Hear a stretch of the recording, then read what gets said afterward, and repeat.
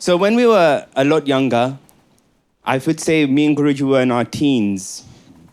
I had some amazing experiences with him. You know, on one particular time I was in Mauritius, and he had given me darshan of Mahakali. He had given me darshan of Narishingadev, Shiv Bhagwan, in the most amazing way, in these different leelas. But in between all of that, small things that were happening, we were just being us and having fun, like we do, you know?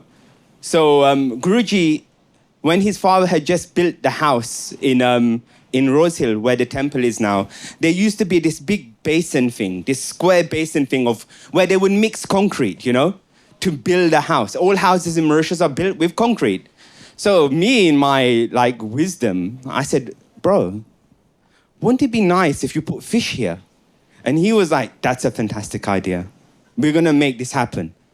I was about to leave to go back to London. So, we wanted to do it before I went. Well, I wanted to do it before I went. Obviously, Guruji had plenty of time to do it.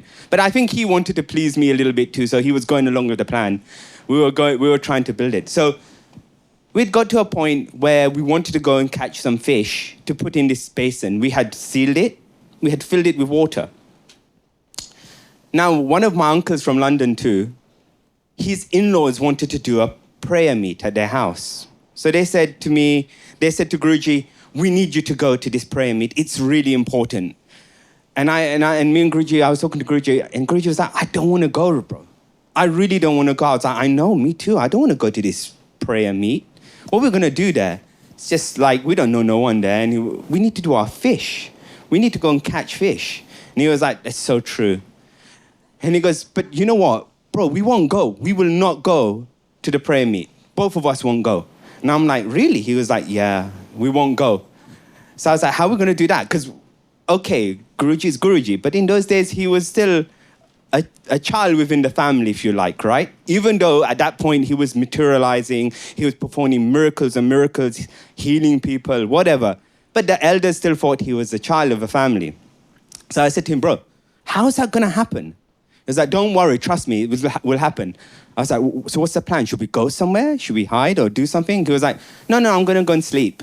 So I was like, what? So I was like, we're not going to catch any fish this way. You're going to go and sleep. He goes, no. He goes, this is a principle of, they need to know that I'm not going to go now. I'm not the same person. So I was like, yes, bro, okay, you do that. So he went to sleep. And I was looking at the time and I was like, oh, this prayer thing is going to start soon, huh?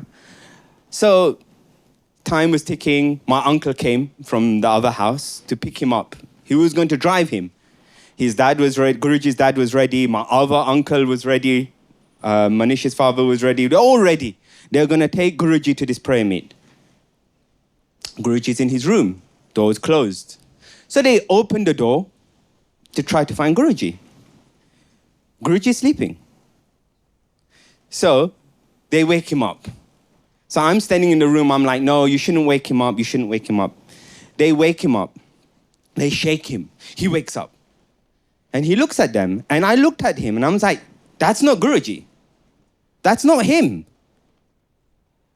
And there's this person who, there was Guruji, but there was someone else there. It wasn't Guruji. It's like he was not there. But somebody else was there in his place. He had sent someone to be him while he had gone somewhere. Now this person was like, and I shouted, that's not Guruji. That's not my bro. And they pulled me out of the room and took me away like I was crazy. So, but then they said, okay, help him get ready. So they brought me back. We got ready. I was talking to this person. He said, yes, your brother has gone. He'll come back soon. I have to go to this prayer meet. And I'm like, okay.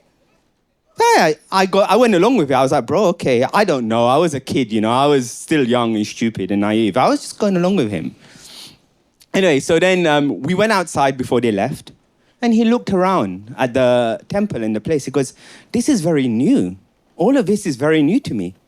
I was like, bro, we were here earlier on. I mean, you can tell me the truth. He was like, but this person was like, no, this is new to me. He was banging the pillar on the temple, looking at it, thinking, wow, what is this?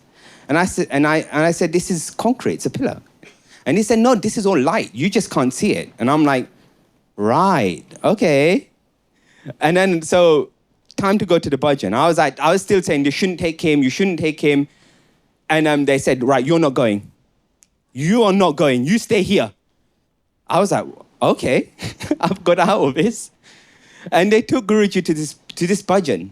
And he went there, he performed, he clapped. And then he said to my uncle, because my uncle said to me, he found this very weird afterwards. He said to my uncle, you better take me back because your nephew wants to come home. You take me back now. So my uncle at that point thought, okay, this is real. So he put him in the car, they drove him back, and he opened the door. I opened the door because I was waiting for them to come back. So I opened the door, he came out the car, and he said to me, you know what, Ravi? You are so lucky. All of you here are so lucky. We're all waiting over there for him, but you have him. You are so lucky. I didn't know what he was talking about. I mean, I was just like, okay, yeah, great. We're all lucky. Hey. Now I think about it. Now I realize how lucky we all are.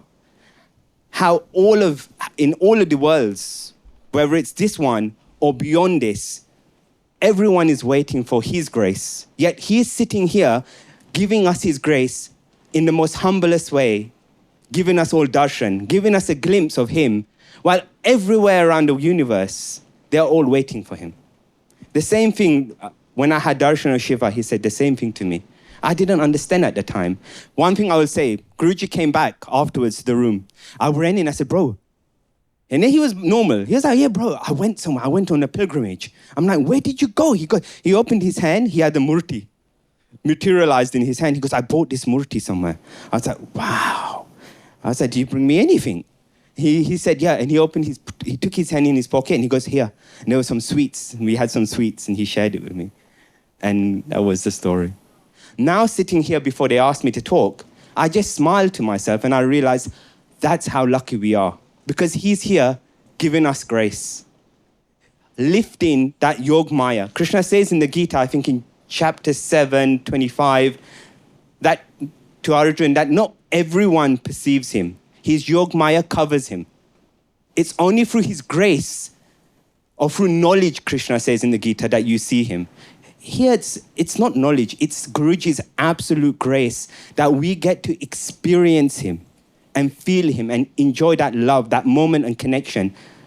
We can't take it for granted. We should absolutely try and come as much as we can and encourage as many people as we can to come and have Guruji's grace, because when will we have it again? This is the most precious opportunity we should take. But enjoy the moments you have with Guruji. Enjoy this grace every time you come here and share it. Jai Gurudev.